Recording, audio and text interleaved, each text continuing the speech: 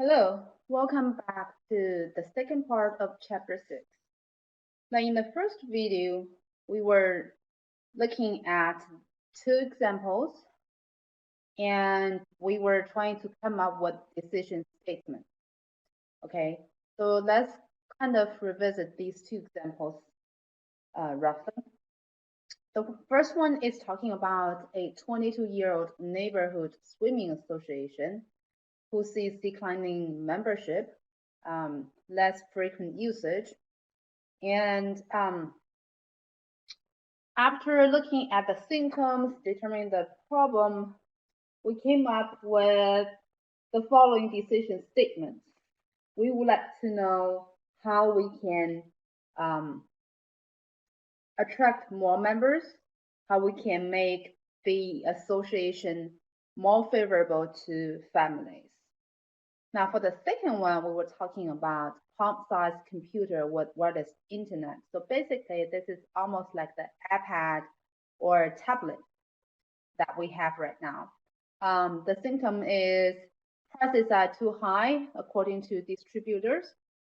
At the same time, such palm-sized computer are not utilized a lot because business users either choose large computers or smartphones.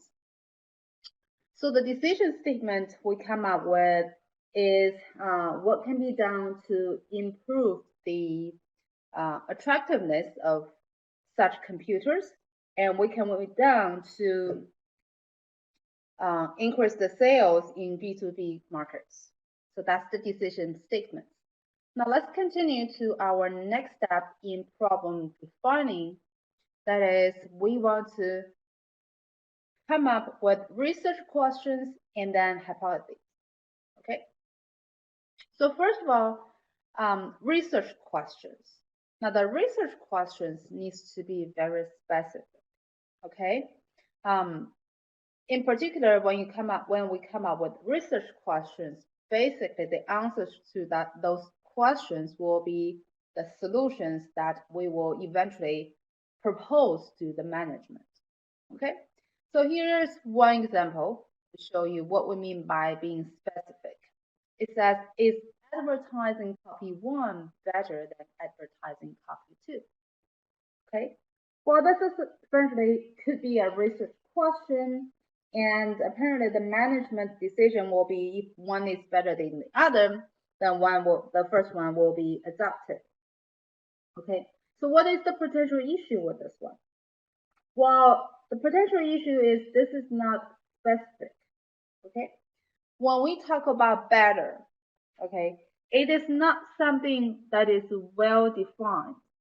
Okay, what do you mean by better? How do you measure that? Okay, are you talking about more sales being better? Are you talking about making better image, making the brand, the image of the brand better? Is that better?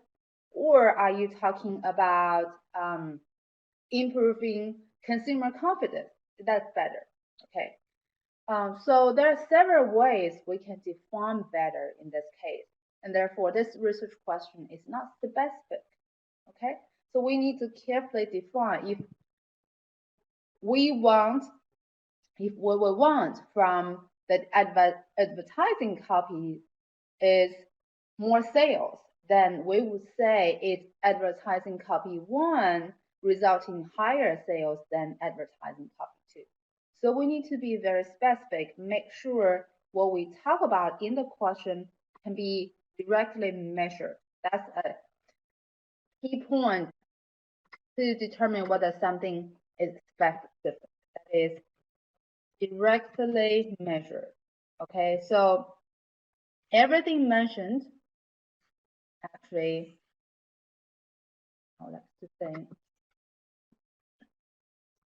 every term mentioned in the research question should be able to be directly measured. Okay, so we should be able to directly measure every term. And in this case, better is not directly measured. Therefore, we say this risk question is not specific. Okay, so once we have the research question, okay, actually we can twist a little bit to make it a hypothesis.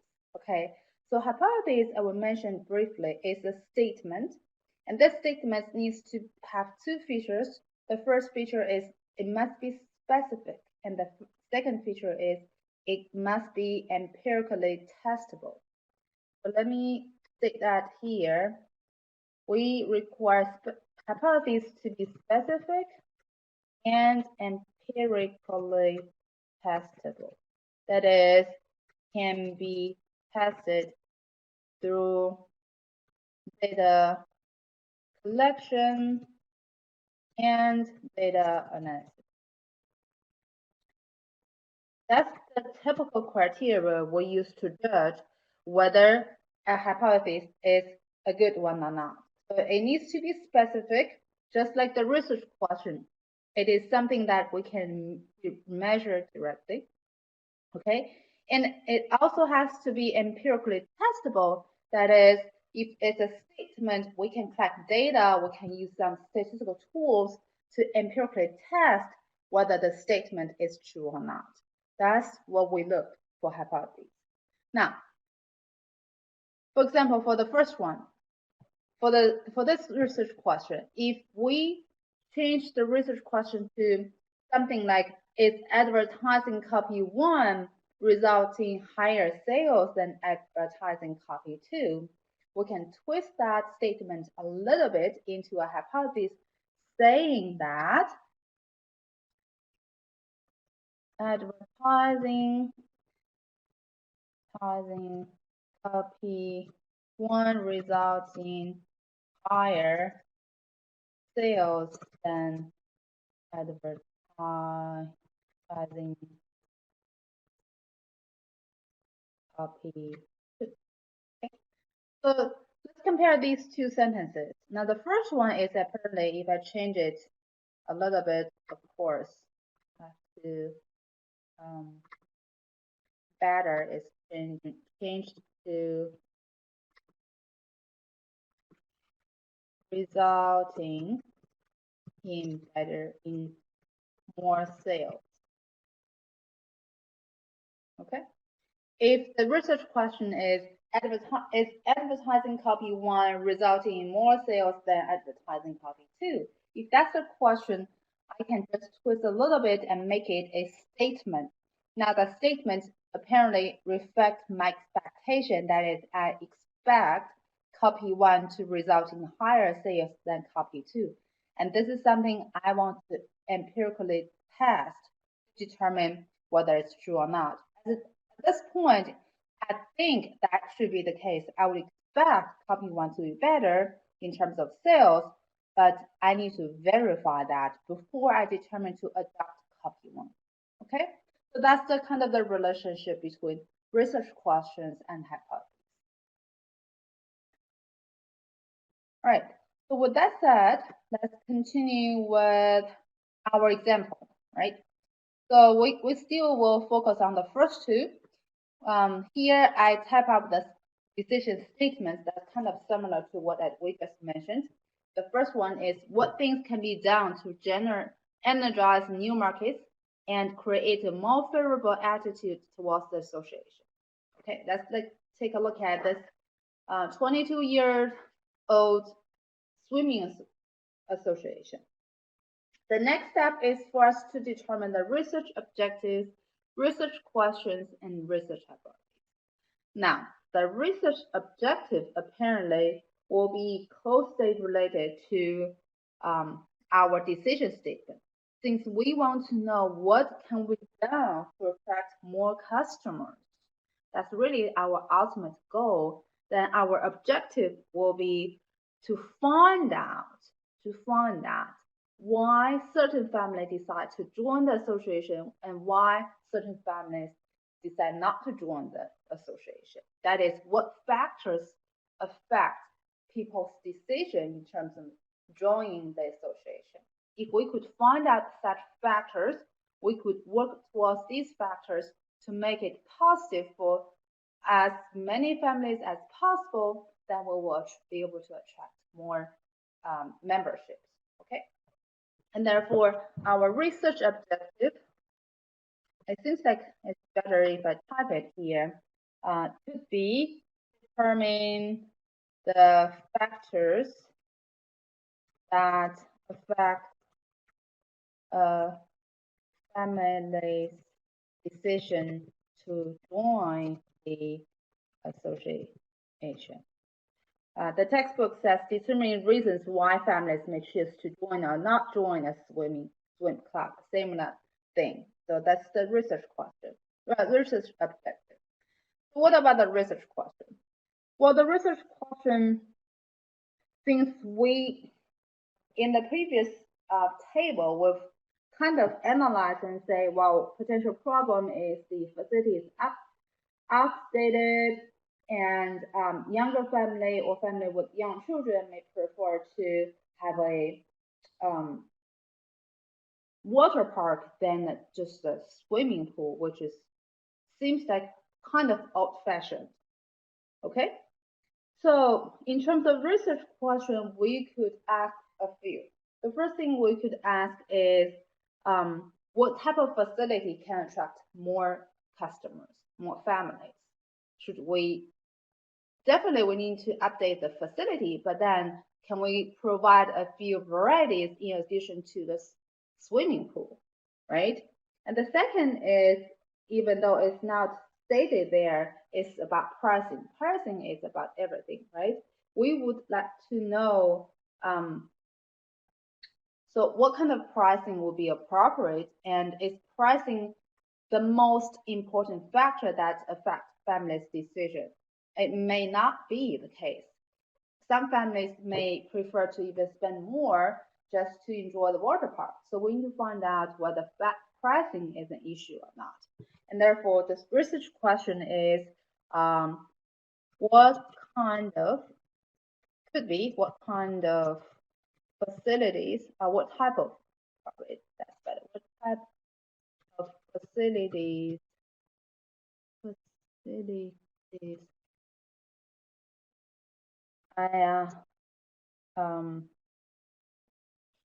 families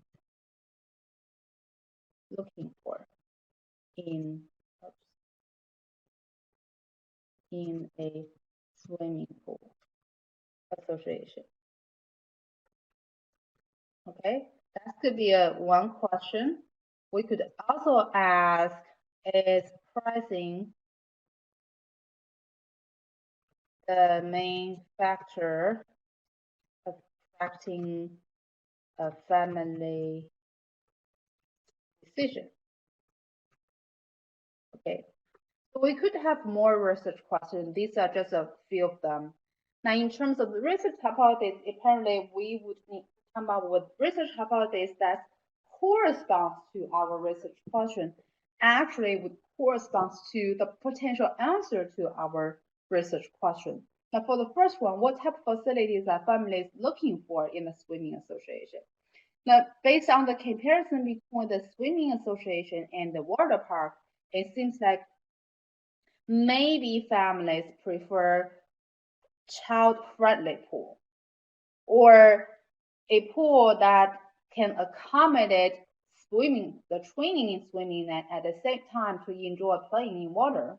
Okay, so we would say child-friendly pool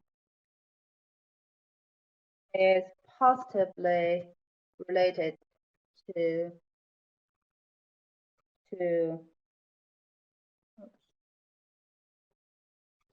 a family's decision to join the members, the association. See, that's a statement that corresponds to the first question. What type of facilities are families looking for? And our guest tells us they look for child-friendly. Just by comparison between the association and the water park, right? Why people are using water park more than the association? while the outdated facility is one thing, maybe the other thing is now in this community, there are more families with young children and they prefer to have a child-friendly pool. Okay, children would enjoy going to the pool, not just go there to do real serious training. So that could be one hypothesis.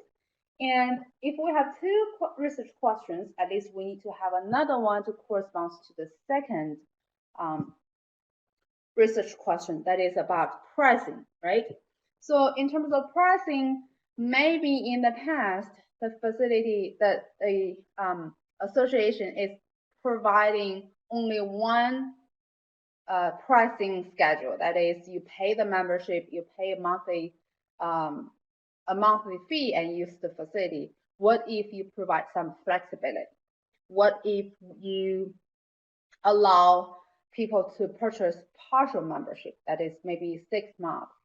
What if you allow people to make payments, make installments for the whole price? Okay, so the second hypothesis could be flexible pricing policies positively related to a family's decision. Or we could say flexible policy could increase membership, could encourage more families to sign up with the association, similar things like that. So these are the hypotheses that corresponds to the research question. All right, let's take a look at another example. The second one, recall that is about the palm-sized computer, right? Now, again, the manufacturer will be interested to know what changes they can take to improve the competitive position or to improve the usage and also the demand of their products, right? So what things can be done to improve competitive positioning of the new product in B2B markets, right? Now the objective, the research objective would definitely to look into features that could be used to attract more usage, okay? Therefore, the research objective could be features and actions that can be taken to improve customer attitude towards using. And the features and action apparently will need to respond to the problem. That is, people find the pricing to be high. The second thing is people just don't find a need to use it. And in addition, there's high transition cost, right? When you transition from one system to the other, when you transition from one function to the other, there's always transition cost. Why should I take time to learn something new since after all, I've already got something that I can use, right? So for the research question, we'll ask what factors that we could do to reduce the transition cost, switching cost, and what can we do about to change the pricing of the product, right? So research question could be, what are the factors that can reduce? The textbook says what factors that most lead to perceptions of a high switching cost. I changed it a little bit. Of course, what's in the textbook is also correct. To me, I would be more curious to know, or I think it's more important to know what factors could reduce transition cost. For example, the manufacturer could maybe offer trainings, free trainings, frequently to let their customers learn the tablet, learn that product better, and appreciate that product. Sometimes there are stuff that, you know, personally, if there's something new, even if it's very convenient, if it's very useful, I just don't find this urgent to learn how to use this new technology. And nowadays, especially, we have so much going on. Think about it. This is for business, right? Every day we have so much going on, and we just don't find this need or time to say, okay, let me sit down and learn this new technology, right? So if the manufacturer could provide more training, then people will really allocate a block of time to sit there and learn this new feature. And once you use it, you just can't live without, right? Like our smartphone. I can recall in the previous several years, I have been resisting to use the smartphone for a long time for several reasons. One is I often heard people saying that once you have a cell phone, you became the slave of your smartphone, right? You have to check an email all the time. You have to check a message all the time, and you will feel so lost, so disconnected, so uncomfortable if you ever can't find your smartphone, right? So there's this just, I guess it's human nature. We just have this tendency to resist new things in general, especially when we don't have time for it. And therefore, for the manufacturer, it's important for them to help people to reduce this transition cost. And the second is also what pricing can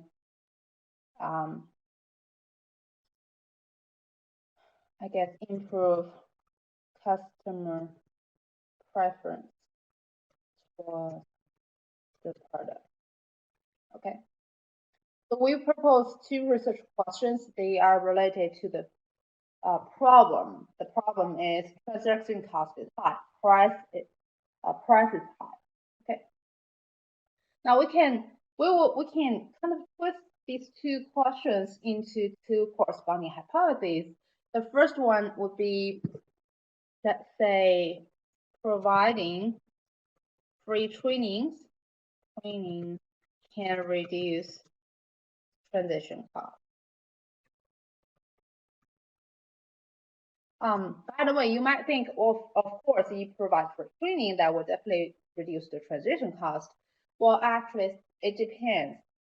Maybe you offer to provide free trainings, but for the company, they say, well, for training, there's still time. Time is money, so they may not like that. So you may not be able to do. You may not be able to reduce the transition cost through training. Okay. The other thing, one thing about this transition cost, the other thing I can recall is one day I was reading the news and there was one article talking about, I believe it's Apple. They come up with an app, I think. It's on Android system.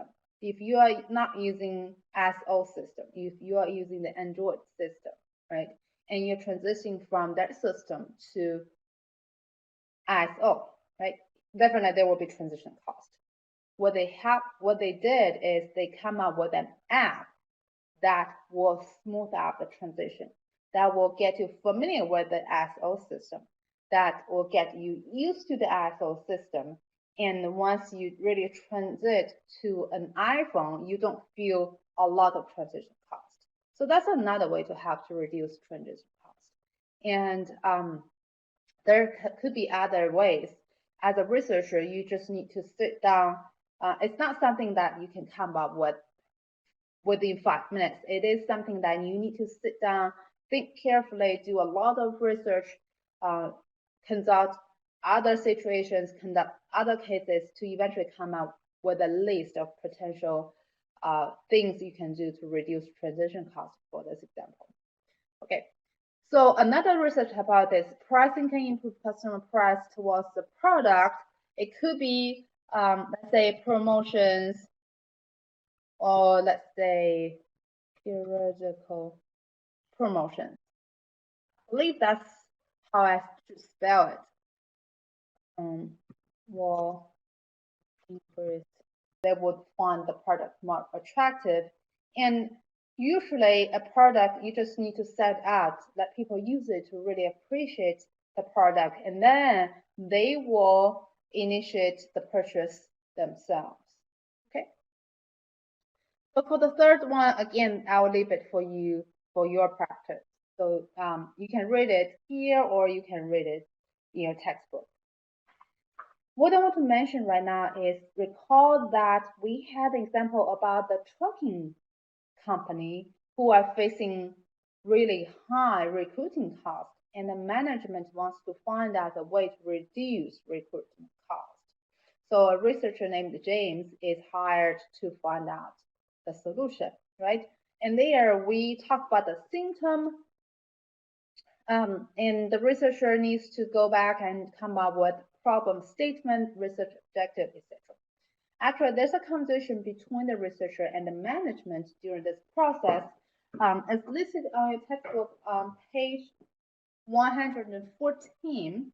If you have the book, take a look. Here, I would like to read out to you to know what's going on there. So this is a conversation between James and David. James said, David, it's clear that your recruitment costs have been increasing since the start of the year. What other changes have occurred inside your business within the past year? And David answered, just a few things. We have had pressures on our bottom line, so we held back on raising the cents per mile that we give our drivers. That's a red flag, right? Also, we have had to extend our long-haul trucking needs, so our drivers are on the road for a much longer period of time for each trip. Another red flag, right? So James keeps probing. Tell me what led to this decision to extend the driver's time on the road. David answered, it is just worked out that way. Our contract just changed to allow us to do this, and our operations manager felt we could make more money per load this way. James said, have you noticed changes in your customers? And David said, we do see that they are a little irritated due to some of the problems of getting their freight delivered successfully. And just keep asking, has there been a change in personnel? David answered, yes, we've had more than the usual share of turnover. I've turned over most personnel decisions to our new human resource manager. We've had trouble maintaining a person in that role. Okay? So during the conversation, apparently through probing with the manager, James was able to find more symptoms than what the manager thought. Right? The manager thought they just have high recruiting costs, but after the conversation, it seems like it's not the recruiting cost, it's actually their high turnover rate because of what they did. The first thing is they didn't raise cents per mile they give to their drivers, right? Now, drivers will, of course, compare different job offers and different companies. If they are not treated well, they will definitely look for new positions, right? And the second thing is drivers are on the road for a much longer period of time. That's also something negative. So it turns out actually they have high turnover rate. Drivers are quitting their jobs so frequently. That's why they have to recruit so often, and that's why their recruiting cost is high. So as you can see for this case, apparently what the manager has in mind is different from what the researcher should actually work on, right? The manager at the very beginning may just say, oh, I just need you to find a way to reduce recruiting cost. Okay, either cut training sessions, either simplify the procedure, selection procedure, etc. But actually, that's not the answer, right? That's not the true solution. Even if you cut this, you still have high turnover rate. And when you cut training sessions, when you simplify the selection procedure, you may not be able to hire qualified or high quality drivers. That still will turn out to increase your turnover rate. So this is a very good example that's showing you what the management observed may not be the real cause. And therefore, actually, for this example, at least based on the textbook, the decision statement should be in what ways can Dylan tracking build driver loyalty so that retention increases and subsequent recruitment costs decrease, right? So actually, you need to look for ways to increase loyalty in the drivers. All right. So based on these several examples, we've actually pretty much covered the most important component of a problem defining process, and also the most important component of your research prospectus. As I mentioned several times so far, what I will focus is your research objective, your decision statement, and your research hypothesis. In particular, the research hypothesis will give me a lot of information. The research hypothesis will reflect whether you put thought into your research prospectus, whether your research prospectus is a realistic one or not, whether the hypothesis is specific and empirically testable or not. This will also tell me what you do, whether what you do requires business research. Okay, so I want you to spend really a lot of time focusing on this part.